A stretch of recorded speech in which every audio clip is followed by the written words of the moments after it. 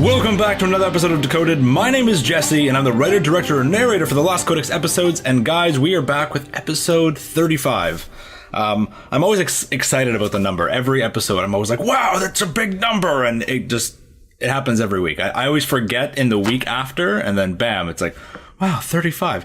Anyway, guys, we are back with another podcast, and today's an exciting podcast, and I've been suggested to do this podcast by some people for a long time now, and I'll get to the meat and potatoes of it in a second. We're going to do some weekly news. First thing I want to cover, and to those of you who tune into my streams, this is going to sound like a broken audio record, but for those of you who tuned into the story and lore stream the other day, I hope you guys enjoyed it. It was really fun. It was really cool to see two developers, Steve and Taryn, just go head to head and just gush about not only each other and their teams, but about all the challenges and new characters they come up with and the little lore hints they were suggesting. And to all those who were disappointed because you thought it was a Q&A, you monkey, it was never advertised as a Q&A, you animal. The only thing that was suggested as a Q&A is when the announcement said, if you have topics to suggest or questions you would like answered, leave them below. Every other Q&A has said, please submit your questions with the hashtag Q&A or Warcraft QA, whatever. And unfortunately, I will admit, maybe Blizzard should have advertised that a little bit better. This is not a Q&A, but in their defense, it was never advertised as a Q&A. And so to see the absolute, and I'm going to use the word of the day again, toxicity in there was, and someone's going to say, oh, Jesse, it's not toxicity. No, did you see that chat? Go back and watch that Twitch VOD and read the Twitch chat. Holy crap, people are salty about, Blizzard should communicate with us more often. All right, let's do a story and lore stream.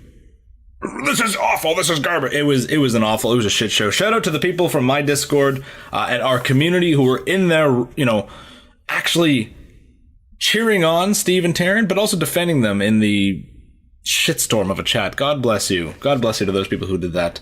And for future reference, if there ever is a Q&A or any Q&A, lore stream, anything, I'm hoping you might have noticed Taryn said that this was the first of the lore and story streams. I hope that the absolute shitstorm response doesn't deter them to do more, because maybe the next lore and story stream will actually be a Q&A, or it'll be a different kind of lore and story stream. Either way, no matter if there's a Q&A, a lore story stream, whatever, I always host it on the Lost Codex lore Twitch chat. If you don't want to brave the absolute shitstorm that is the World of Warcraft Twitch community, or just Twitch community in general, but figured might as well highlight the fact that it's the World of Warcraft Twitch community to avoid all that garbageness and stuff like that. So it went well. I think that for those of you who've never seen a BlizzCon panel, it was like BlizzCon light. It was just to see two guys just talk for a good amount of time about their passions. And is that a bad thing, to watch two passionate guys about their job just gush about the story potential and all that? There's nothing wrong with it. It was great. And there's some little lore hints that were dropped in there as well. Now, might be looking too much into it, but at one point during the Q&A, Taryn was talking about some scenes that people hadn't seen yet for Battle for Desire lore. And when he was saying it, he casually pointed or gestured or touched his shirt. For those of you who noticed his shirt, he was wearing the Gnomeregan sigil on his shirt, the icon of technology, the little what's on Mekatork's suit, actually in the center of his suit. And we know Mekatork's a boss. We know Taryn's a big gnome fan. So is there a Mekatork cinematic coming up? And when I say casual pointing, it wasn't casual pointing at all. So that's going to drop next week, hopefully, fingers crossed. First official gnome, like gnomes front and center since the Broken Shore. That's exciting.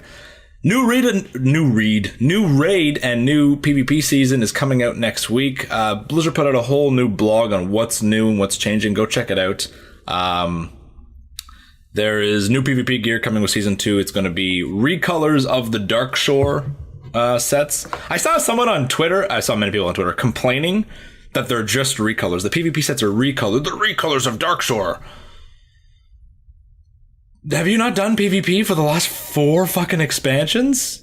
This is not a family-friendly stream. Have you not done PvP at all? PvP sets have always been recolors, with the exception of Mists of Pandaria off the top of my head, and some of the slightly altered sets for Warlords. The PvP sets for Season 1 were Arathi Warfronts recolored. Like, why are people upset about this? I saw someone say, ugh, these sets are already so old. Why can't we have something new?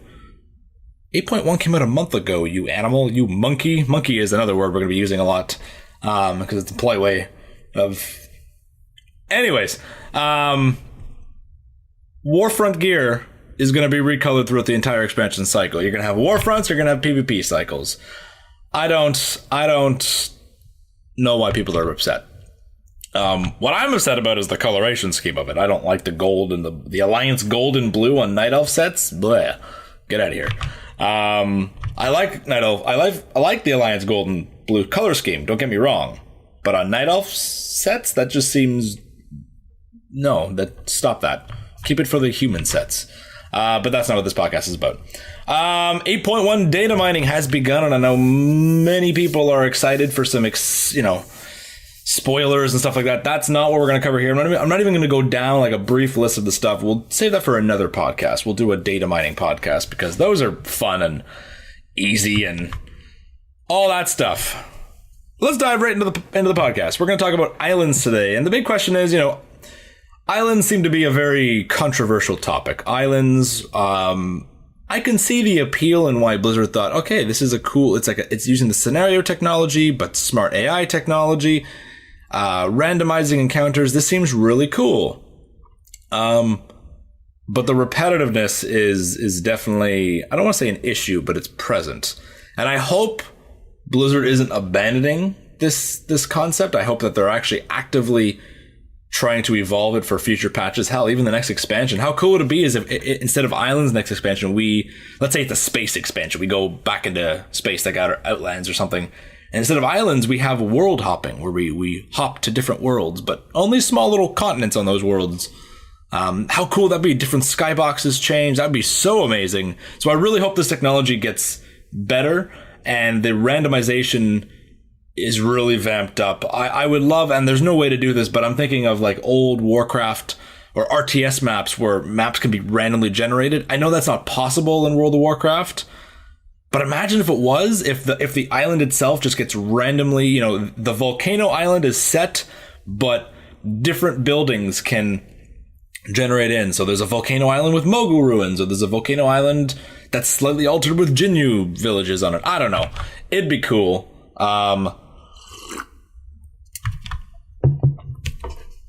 But we're not talking about the future of islands. We're talking about the current islands. And I like islands because of all the cool transmog rewards they give. Despite the fact that they're randomized, we're not going to talk about the controversialness of the randomization. They have upped that, thankfully. But what we're going to talk about is the lore of islands. And you're going to say, Jesse, there's no lore of islands. And that is why I tell you, you are wrong. Now, before I actually dive into the lore, I would like to give a massive, massive thank you to the guy who suggested doing islands lore in the first place. We're going to give... Oh, that was very loud. I'm sorry to all those people who are listening to this on audio. Let me turn off the alerts there. Thank you for the 100 bits there, Duologs. We're going to turn that off. Sorry about that. Happy birthday. Thank you. It's not my birthday. But to the guy who suggested this in the first place, one of the moderators of the Lost Codex, Latest suggested this literally months ago when he started realizing that there was a lot of juicy lore hidden in the islands, hidden in the dialogues, the NPCs, even the weapons they're wielding and the quotes they say, and more importantly, the quest items they drop. Latest has been suggesting it for a while. And last week, him and Chandran went to absolute town on a Google Doc to get all of this up and running and organized. So special thanks to Chandran and special thanks to Latest for really A, encouraging me to do this, and B, showing me all the evidence. I've done islands, but not to the extent that Latest has. Latest has gone full exploration mode. He has scoured every island from head to toe. So that man knows. I invited him to be on the podcast today. He was supposed to be my co-host, but he said no. So he wasn't rude about it. But I'm going to solo this, and we're going to dive right into... While the island itself has no confirmed written lore, there are variants in its inhabitants on a weekly basis, and the Latest writes here that there's some theories and conclusions can be made by the inhabitants it has, and also the design of the island. So we're going to go through all the islands at first. Molten Clay, a volcanic island with a lava-scorched ground cutting through the middle of to the sea, while the rest is forest and jungle. On the east side of the island are some troll ruins.